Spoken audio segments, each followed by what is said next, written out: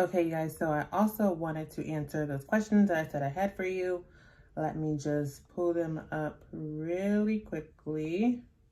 Okay, so I have 1, 2, 3, 4, 5, 6, 7, 8, 9, 10 frequently asked questions. So the first one, why did I choose to become a medical coder? For those of you that don't know, I started with my healthcare organization in the hospital in food service. And from there, I pretty much just worked my way up to where I am now. And I think like the next position that is above me, I'm really not interested in it. And I really enjoy like the specialty that I have. I worked so hard to get it and to get the certification that I have for it, the COBGC. So I don't see myself going anywhere anytime soon. I really do enjoy being a coder 3. How long did I study before taking the exam? I don't suggest anyone do what I did, but I studied for probably about 2 to 3 months and then took the exam. And all I was doing during that study time was doing practice exams over and over again. So I did not take any courses. I did not have an instructor. I did not train, none of that. I just took practice exams and I did fail my first time. So I think that's my second question. Yes. Did I pass my exam the first time? No, I did not. I failed it and I think I got like a 68%, and all you need was, at the time, I'm not sure if it's now because it's less questions, but at the time you had to get a 70% or higher in order to pass. And I got a 68. So I was like, you know what? Let me just see what areas I did bad in, and then I will do practice exams on those and then take it again. And I did that and I passed a month later. So I probably started studying in like December of 2015. I sat for the exam the first time in February or March of 2016. And then I think either at the end of March or the beginning of April was when I took it for the second time and I passed. My next question is, how long did it take for me to land my first coding job? And it did not take long at all. I had my certification in April, I want to say March or April, and I had my first coding job in May of that same year. So about 2 months later. And the reason why I did it so quickly was because I was already in a coding department as a data entry clerk.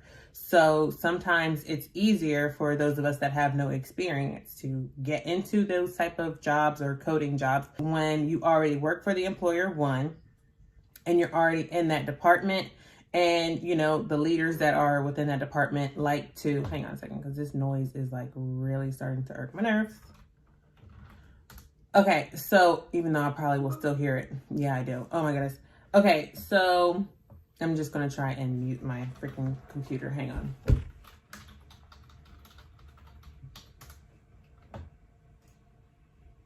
There we go. Now make the noise. Okay, so it's easier for us to, you know, transition into a position like that when you already work for the employer versus trying to get in from the outside and you have no experience at all. So always try to get in that way if you're struggling. My next question is, do companies hire applicants with no experience? And I pretty much just answered that yes, they do, and no, they don't. So some people have gotten lucky within my department that have no experience.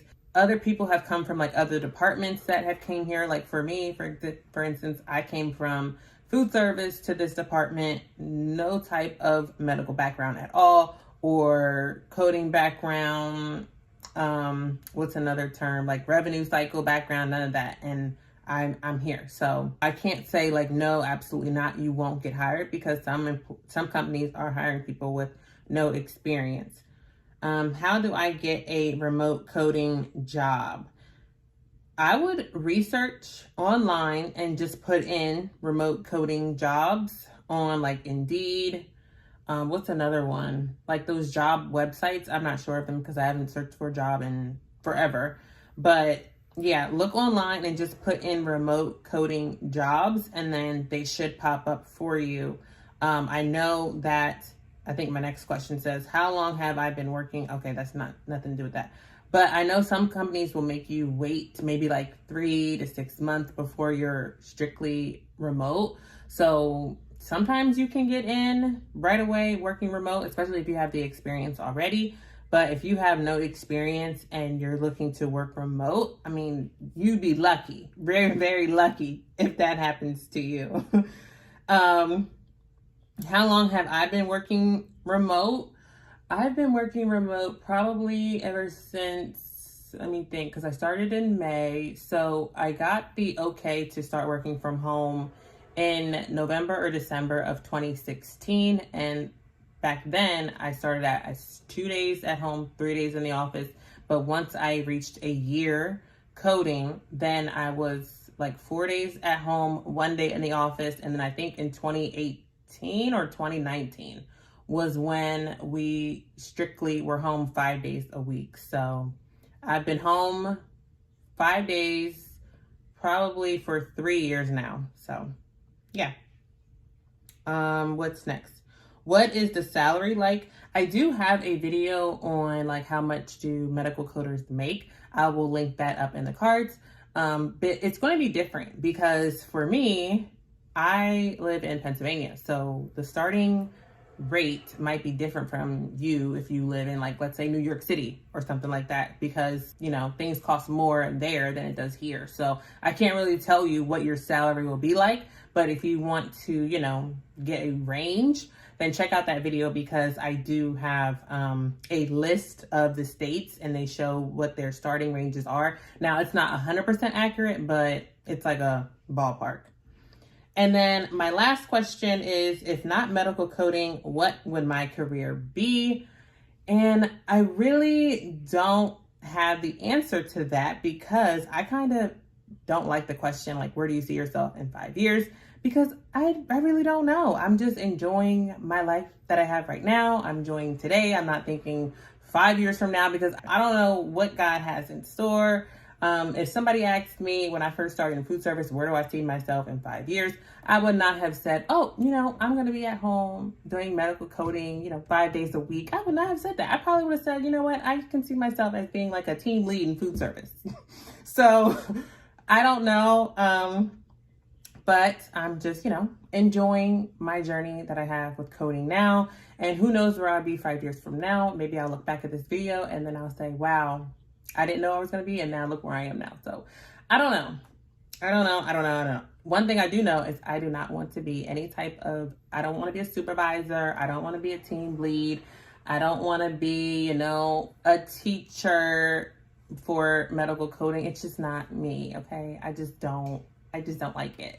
I mean, I know I'm teaching you guys, but I just don't like to, you know, be responsible for somebody else. You know, I don't want to do that. I want to worry about me and that's it. So that is it for this little quick Q&A. I hope you guys enjoyed it and I will see you all in my next one. Bye.